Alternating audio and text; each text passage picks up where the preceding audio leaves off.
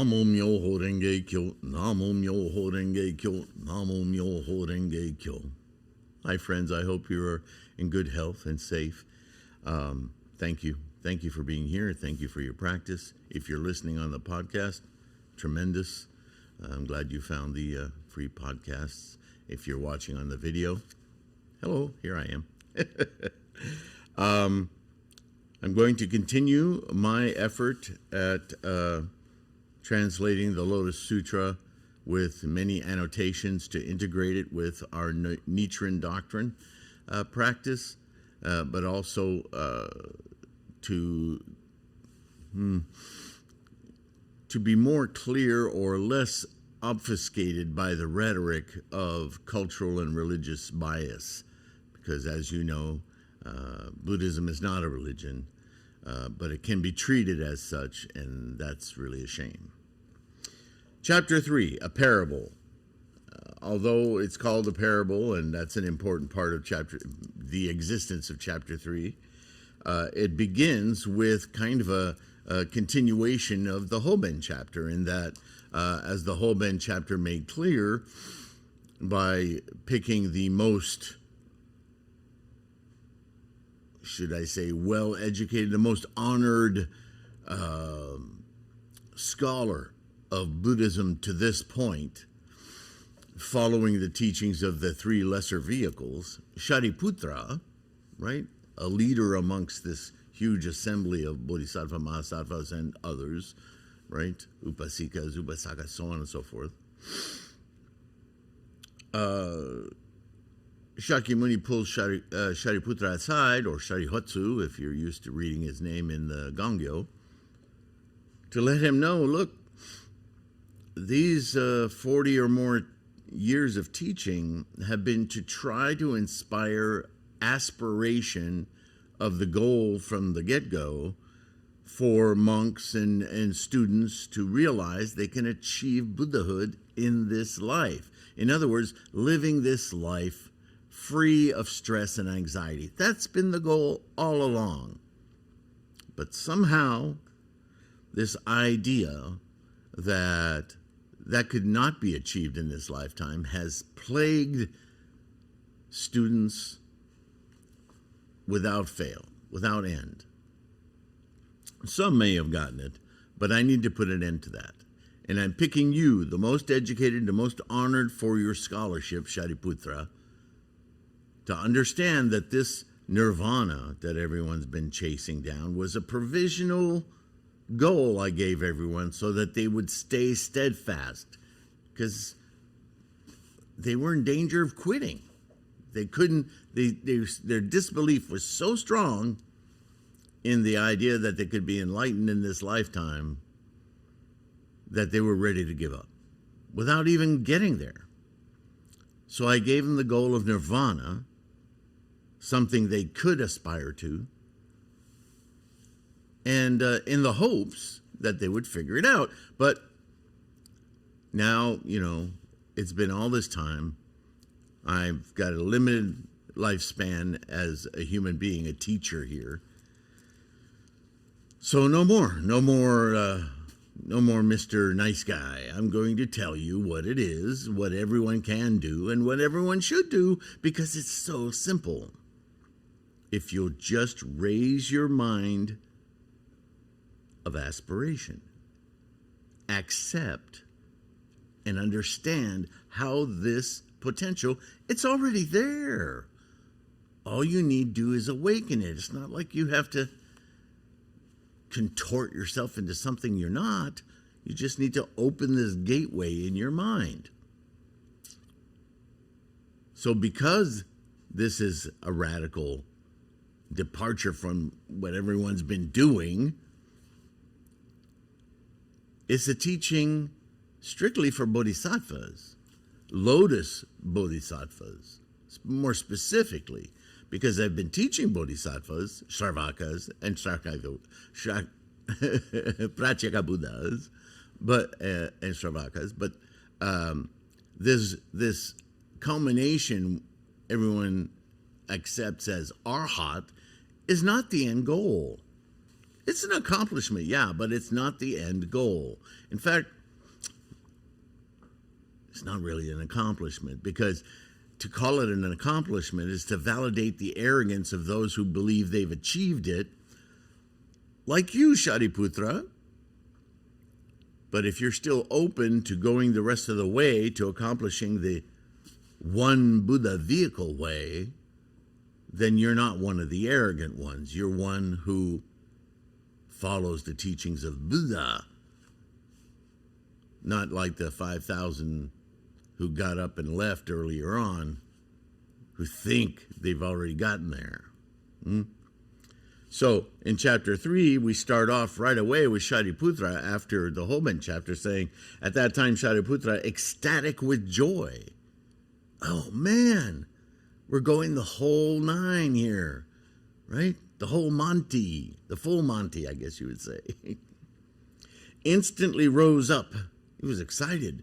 Whoa, I'm going to hear something, a direction here from Buddha himself to the full accomplishment of my enlightenment in this life. Oh my, how fortunate am I? This is somebody who appreciates learning, the perfection of wisdom, you may say, yes? He folded his hands, Shariputra did, and looking up at the honorable Buddha's face, spoke to the Buddha, saying, now, hearing the sound of the law from the world-honored one, I am filled with ecstasy, obtaining that which I have never experienced before. Yeah, lay it on me. For what reason? Because of long ago, when I heard of such a law as this from the Buddha and saw bodhisattvas who were predicted to become Buddhas, because you've been talking about this all along, I've always thought, right? We were never prepared for these things and greatly distressed ourselves at having lost the Tathagata's infinite knowledge. See, while some took it to mean that, well, that's unattainable, so let's just go for this nirvana thing, people like Shariputra were like lamenting, there's got to be a way I could get there. But I'm damn sure going to practice everything I know and I'm hearing from Shakyamuni to the best of my ability if there's any opportunity at all. That's a very hopeful, brilliant attitude and intent. I keep coming back to that, folks. That's what Buddhism is about. World-honored one, he says, Tathagatas constantly, when dwelling alone in mountain forests or under trees, whether sitting or walking, I was occupied with this thought. We equally have entered the law of nature, but why does the Tathagata save us by the small vehicle law? This is our own fault, not the world-honored ones. This must be a limitation of our own. Otherwise, why not just give us the key, go all the way? Why are you limiting our potential? Well, it's not you. It's us. We just don't see it. So Shariputra was fully aware that the Sangha, the Buddhist community of practitioners, was supposed to be getting something out of these teachings that they weren't bothering to get. It's kind of like an internal politic, a cultural bias. And he recognized it, but he didn't know how to get around it. So now he's excited because he's going to get what he always knew was the potential, just wasn't sure how to unlock it. And now he's going to get it. So is everyone in this incredible assembly, right? For what reason? Because had we attended to his teaching in regard to the accomplishment of perfect enlightenment, if we had really paid attention, we should certainly have been delivered by the great vehicle. It should have happened. Whereas we, not understanding his tactful method of opportune teaching, on first hearing the Buddha law only, casually accepted, pondered, and bore witness to it. Yeah, this is all good. Yeah, I'm going to work on nirvana. Right? There's a certain amount of, what is it? A mixture of laziness born of disbelief, right? Ichantika kind of tendencies. Shakyamuni fully expected for them to get beyond that, but they didn't on their own. So here comes the Lotus Sutra. Okay, this is it. Stop fooling around. World-honored one, Sariputra continues. Ever since then, I have passed whole days and nights in self-reproach, searching within his own mind. What am I missing? What am I not getting? Knowing that there's something he wasn't getting. Not those arhats who left. They thought, wow, we got it. This is it. So I annotated, here Shariputra realizes the error of Shravaka, Pratyeka Buddha, and Arahant, or Arhat, practice, with his own casual attitude being the key factor in not realizing for so long that he was not pursuing the highest goal of Shakyamuni's teachings. Now, having listened with intent, Shariputra is excited and embarrassed at the same time. Wow, what a cathartic moment, yeah? I find that almost more important than the parable in this chapter. Okay, so he goes on. But now, on hearing from the Buddha the unprecedented law, which I have never heard before, I have ended all my doubts and regrets, am at ease in body and mind, and am happily at rest. Shariputra acknowledges that the fault is in hearing and not in the Buddha's words, right? Which he's already stated. That's an annotation again, by the way. Today I indeed know that I am really a son of the Buddha, born from the mouth of the Buddha, evolved from the law, and have obtained a place in the Buddha law, the engine of life. More annotations. 1. The son of the Buddha is a person or sentient mind born, quote unquote, of the same source as all the Buddhas. The mental paradigm shift to liberate us from our cravings and clinging of samsara. Samsara is the invented realm, not Buddha. Buddha abides. It is the engine of life. Secondly, born from the mouth of the Buddha is to be born of the teachings of Buddha, Buddha-ness, Buddhahood. This is what makes us sons and daughters of Buddha, because Buddha is within our capacity to experience. And through the engine of life, remember, quiescent energy through formations into the realm of form is itself the process, the Buddha. Third, evolved from the law, is to realize that all phenomena are instantiations of the potential energies of formations into the realm of form. There is no discrimination. Discrimination equals samsara. At that time, Shariputra, desiring to announce this meaning over again, spoke thus in gathas, in verse. I, hearing the voice of the law, have obtained the unprecedented. My heart is full of joy. I always knew that Buddha was a reality for us, right? And all nets of doubt are gone. Of long ago have I received the Buddha's teachings and shall not miss the great vehicle. I'm not going to sleep through this opportunity, right? The voice of the Buddha is very precious, able to rid all creatures of distress. I, now freed from imperfections, hearing it, am also rid of anxiety. Anxiety, right? One of the Four Noble Truths. How to get rid of stress and anxiety. Dukkha. When dwelling in mountain valleys or abiding under forest trees, whether sitting or walking to and fro, I ever pondered on this matter and deeply accused myself, lamenting, why am I so self-deluding? We also are Buddha sons who have equally entered the faultless law, yet we cannot in the future proclaim the supreme way. Why? Why have we kept ourselves from this realization?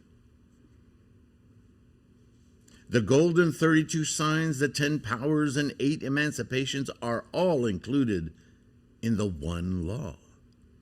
Yet I do not attain them.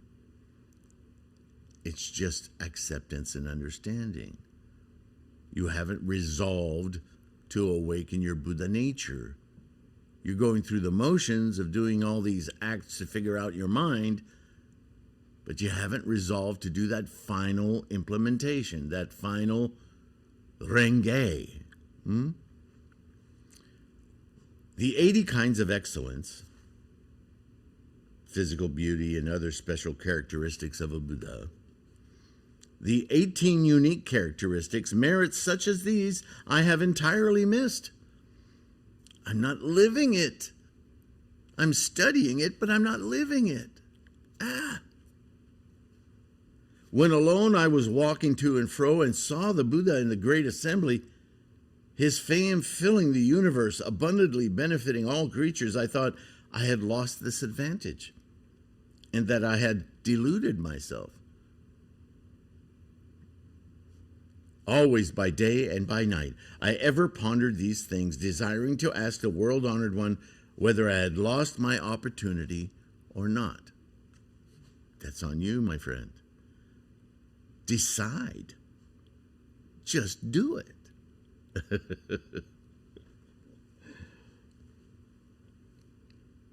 Ever did I see the world-honored one extolling the bodhisattvas. Therefore, by day and night, I have pondered such things as these. Now I hear the voice of the Buddha opportunely teaching the law, faultless and inscrutable, which causes all to reach the wisdom throne, Buddha-ness. Formerly, I was attached to heretical views, being a teacher of heretical mendicants. As Shakyamuni said earlier, using suffering to get rid of suffering. Right? Using limited goals in order to be freed. You're limiting yourself. So here, Sariputra is recognizing that. The world-honored one, knowing my heart, uprooted my heresy and taught me real nirvana. I might even put that in there.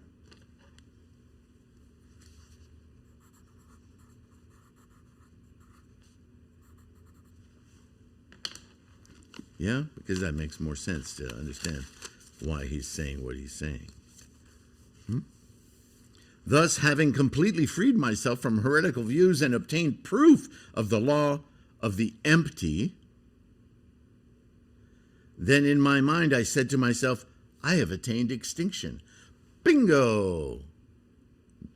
Right? The body thing, the arhat, the nirvana thing that says, me, perfection. No, just perfection. Not identified, experience perfection, Buddhahood. You see the difference? Sounds subtle, but it is very profound. It's the reason for this sutra. But now I have perceived this is not the real extinction. See, I thought this earlier nirvana was it, but now you've shown me it is not. It was a temporary, a false extinction. It was an extinction of a lot of things, but not myself, which is the ultimate stumbling block. In fact, it is the source of all the other attachments.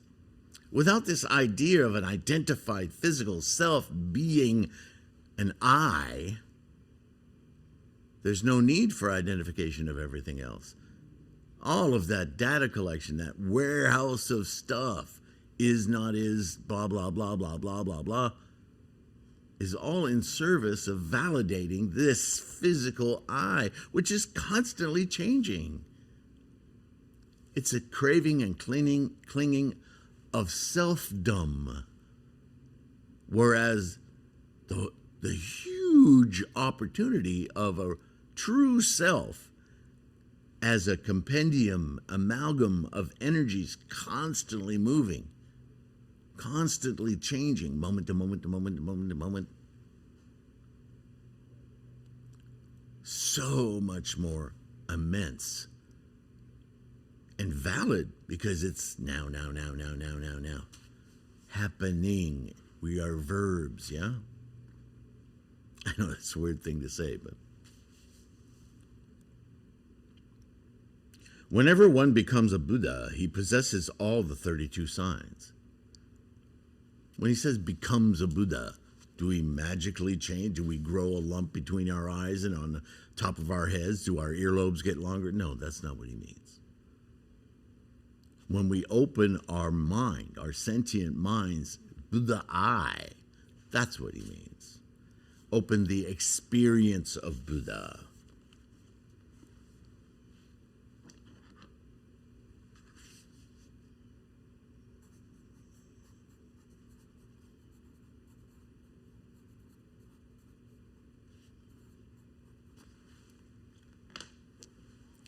Universal realms of influence, men, yakshas, dragons, other spirits revere him. Buddha-ness. Then it may be said,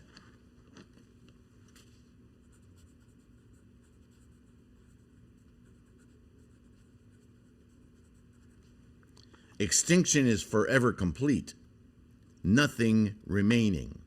Now, if you look up in Buddhism reference, nirvana, you will see that there are two types of nirvana as we study. The nirvana of remainder and the nirvana of no remainder.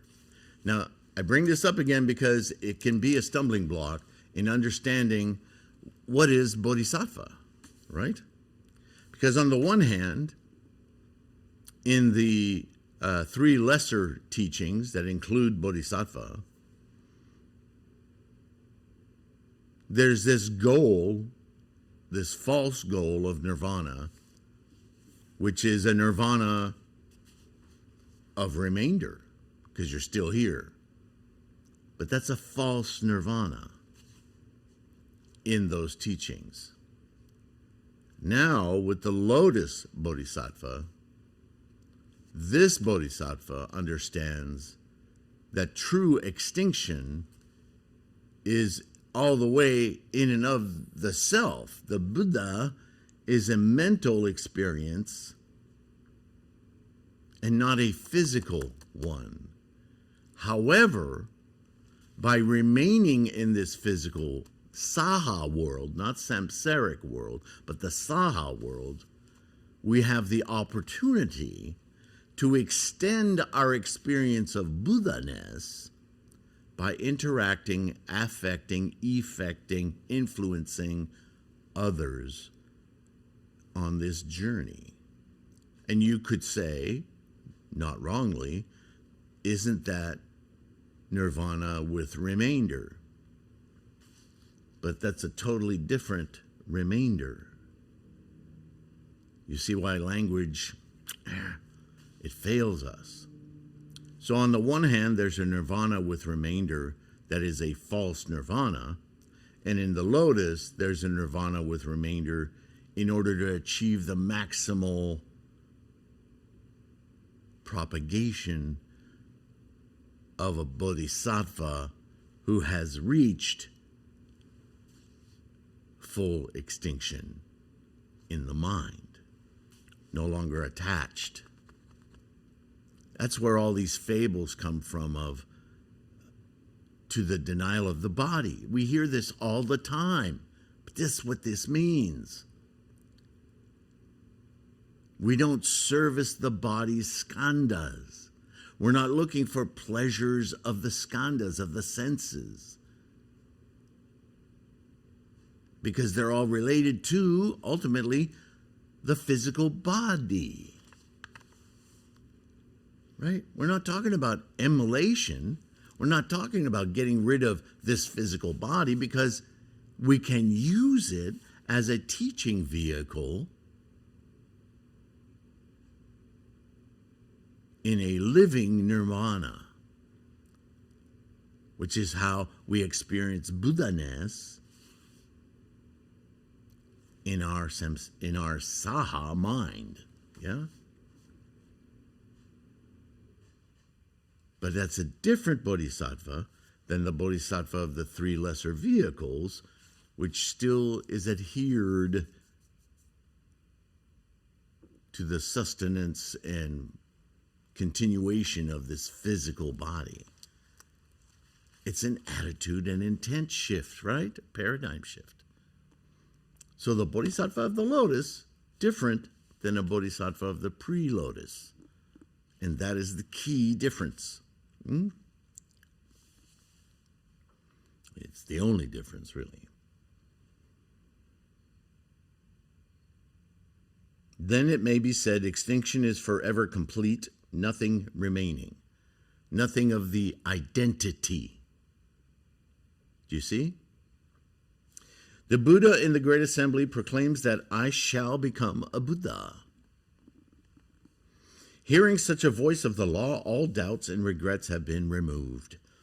On first hearing the Buddha's teaching, in my mind, there was fear and doubt, lest it might be Mara acting as Buddha, distressing and confusing my mind. Right? Actually, talk about profound doubt. Maybe this whole thing, this guy calling himself Shakyamuni, or being called Shakyamuni, walking around saying he's Buddha or has fully realized Buddha, maybe he's a trick. Maybe he's just a false, what we used to call false prophets in the West, yeah? Or just imposters trying to get us to belong to their club, send in our memberships, yeah? I can't see that happening.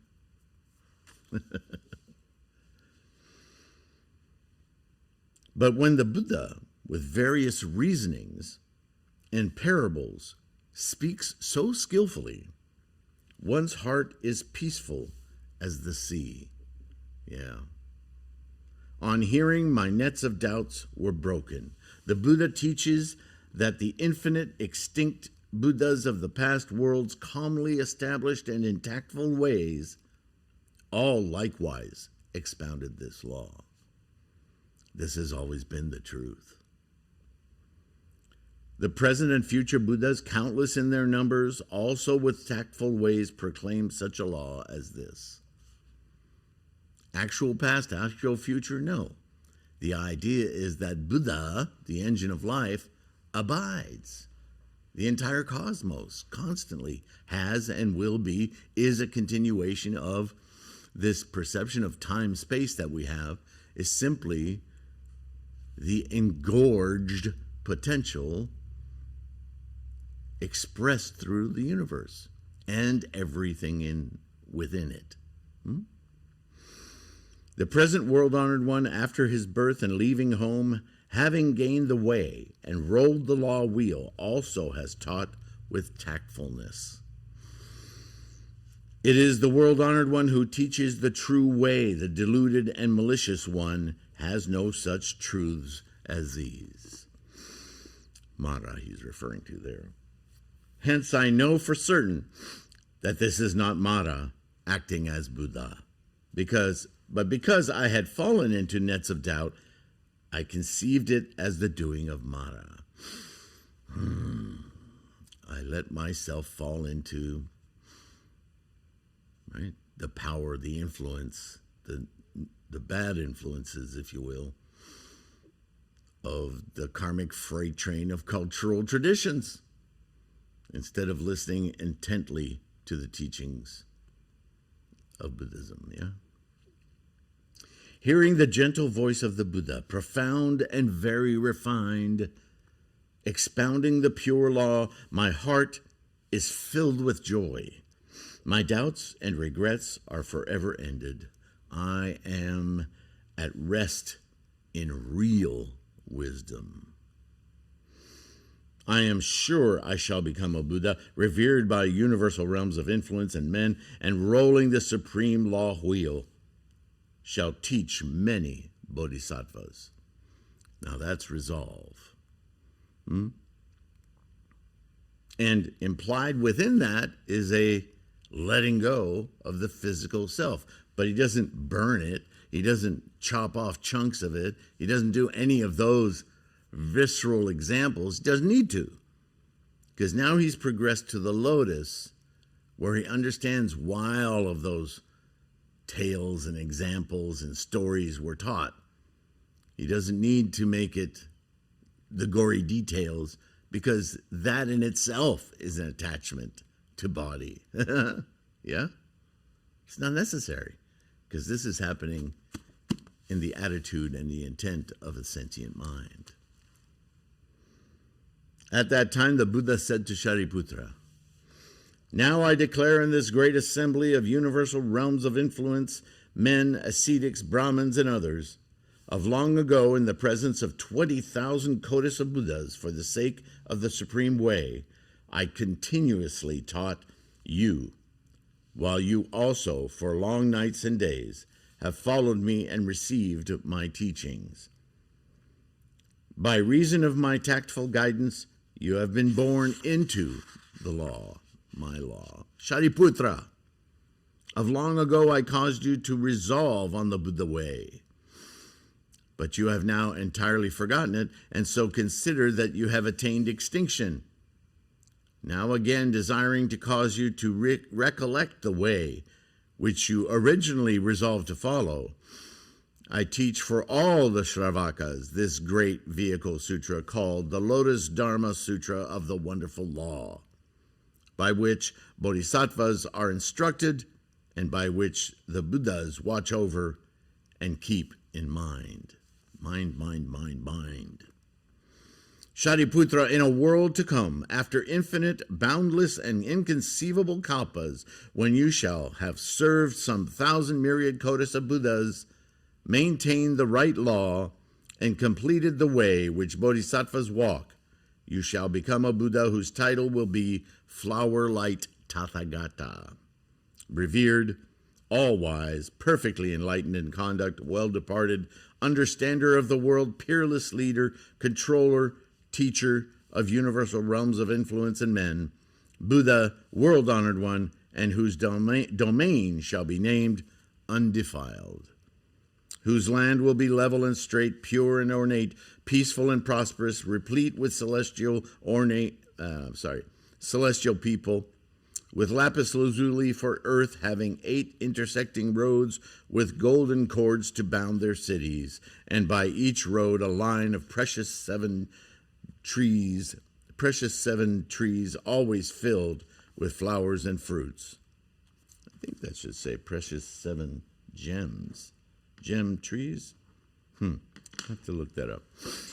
The Tathagata flower light will also teach and convert all living creatures by the 3 vehicles. Interesting, he reintroduces the 3 vehicles because he knows that as long as there's a Saha world, there will be samsaric minds in it, and all to their own capacities, as he's mentioned before, from the dull to the quick and witted, will need to be instructed by their capacity. But all ultimately leading to this one vehicle, yes? He continues, Shariputra, when that Buddha appears, though it is not in a deluded and malicious age, he will teach the 3 vehicle laws because of his original vow. Its kalpa will be named ornate with great jewels, for what reason it is named ornate with great jewels, because in that domain the bodhisattvas are considered the great jewels. These bodhisattvas will be infinite, boundless, inconceivable, beyond computation or compare, such as none can apprehend who has not a Buddha's wisdom. Whenever they walk, jewel flowers will receive their feet. These bodhisattvas will not have started in this conception for the first time, for all of them will have cultivated the roots of virtue for a long time, purely performing noble deeds under infinite hundreds, thousands, myriads of Buddhas, being always praised by Buddhas, constantly practicing the Buddha wisdom, perfecting the great spiritual, pervading power, knowing well the way of all the laws, and being upright and genuine in character, firm in will and thought. Such bodhisattvas as these will fill that domain. So this was taught thousands of years ago. So in the construct of a former, middle, and latter day of the law, or the 5 periods, or the different Dharma teachings, right? He's not talking about lifetimes from now. He's talking about the next moment, the next 3 million moments, which is only a moment away, a second away, yeah? You will achieve Buddha-ness, and you will have this influence. And the Buddhas you will speak to are all the sentient minds that have the potential to open their Buddha-ness. We are all Buddha. We just don't know it. We need to learn how to experience it. We need to make the effort. And that effort can seem arduous and take a lot of time, kalpas. But every time you hear these long expressions of time, think about the picket fence analogy, right? At the back of the appendix of the Buddhism reference books.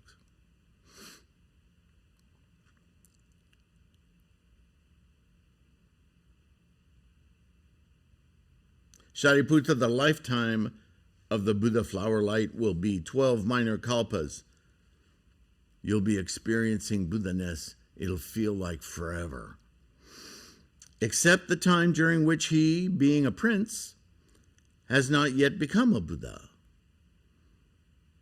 Just like Shakyamuni himself, right? He's expressing this path that all of us have. You and I are princes and princesses on our way to Buddhahood. And we express our Buddhahood, we experience our Buddhahood every time we chant the Daimoku. So we do this moment to moment to moment, right?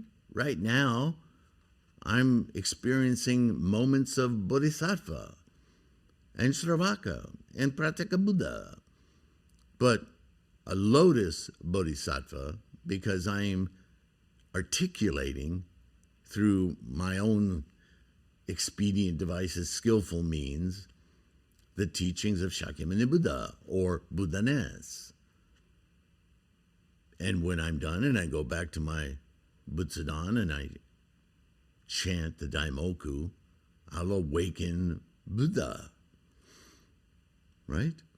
But in this form, speaking to you, recording this on video and audio, I'm experiencing Bodhisattva, Lotus Bodhisattva, yes? This is what you do when you chant, when you talk to your friends about this. It's a little seesaw of the Saha world. Incredibly important, value creating, and an immense experience of life. The engine of life, yes? And the lifetime of the people of his domain shall be 8 minor kalpas. The Tathagata flower light at the expiration of 12 minor kalpas will predict the future destiny of the Bodhisattva full of firmness to perfect enlightenment, and will declare to all the bhikshus, this Bodhisattva full of firmness shall next become a Buddha, whose title will be calmly walking on flowery feet Tathagata, well departed Samyak Sambodhai, the domain of the Buddha also will be of like character. Shariputra. After the extinction of this flower-light Buddha, the right Dharma law will abide in the world during 32 minor kalpas, and then the counterfeit or semblance law will also abide in the world during 32 minor kalpas. Because just like right now, there will be those who are pursuing a false nirvana just so they can stick with the program. This is always going to be the mixture. If you're a fan of the idea of Kozen Rufu, which is something sectarian, but the idea being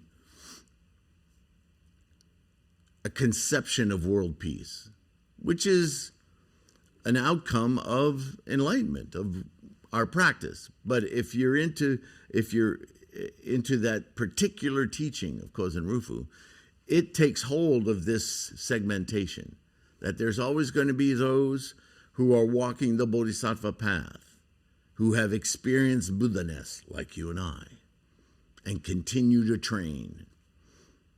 And there will always be those who can't quite buy it. They'll happily work on nirvana. They logically, with their analytical minds, will see nirvana as a potential for them, but they won't accept their Buddha nature. They'll be good supporters. They'll practice. They'll give us somebody to teach and encourage, right? And then there will be those who can't be bothered, and they'll stay ignorant. Those three divisions, that's the essence of the Kozen Rufu teaching. I'm not particularly fond of it simply because it puts limitations in the way. Why not just stick with the program? And if that's what happens, that's what happens. But our focus should simply be to attain enlightenment for ourselves and radiate that into everyone we encounter. And if we do that, why diminish the potential for every sentient mind on earth coming to this conclusion, this realization? Why not? Why put stipulations into it? So I don't particularly follow that logic, but it is defined in Buddhism reference because it is a common term. But now you see where I stand on it. And here I have an annotation on this counterfeit law, also known as the semblance Dharma, is the false nirvana that was used by Shakyamuni as the temporary goal to entreat the monks of the early teachings to persevere in their practice. This is the first revolution of this ultimate one vehicle teaching of the Lotus for all those in the assembly, right? It's the Hoben chapter. It is time now for all students to let go of their previous attachments to deep cultural and traditional norms. This is the only way forward to reach the true goal of Buddhist practice of quickly attaining the complete and perfect enlightenment, Anuttara Samyak Sambodhai, of Buddha-ness in this present realm of forms. So it's annotated here. I've already talked about it. At that time, the world-honored one, desiring to proclaim this teaching over again, spoke thus in verse. Do we have time? We'll save that for the next video. Thank you again for listening along, paying attention.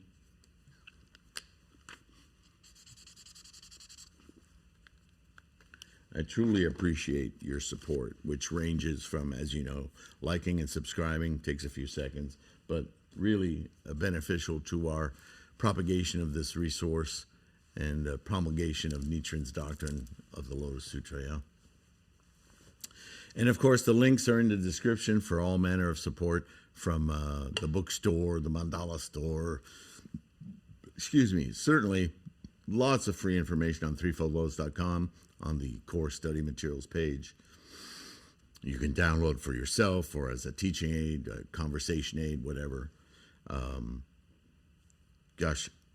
Those of you who do get ebooks and make purchases through the stores are a tremendous boost to paying the bills here and keeping this going. And those of you who make donations through Patreon and PayPal, Namo Myoho Renge Kyo, thank you for taking on the responsibility of universally worthy Bodhisattva. Yeah, you guys are incredible, and certainly keep me motivated. In truth, all of this practice keeps me motivated, but you patrons really make it doable. There's just a cost to everything, right? We live in a capitalist world, so I don't know how else it would work, but all of you, your support means the continuation of this resource, and I have deep appreciation for that and your practice. So stay healthy, keep your practice strong. Let me know your thoughts in the comments or email, and I will see you in the next one. We may actually get to the parable in this chapter. Bye-bye for now.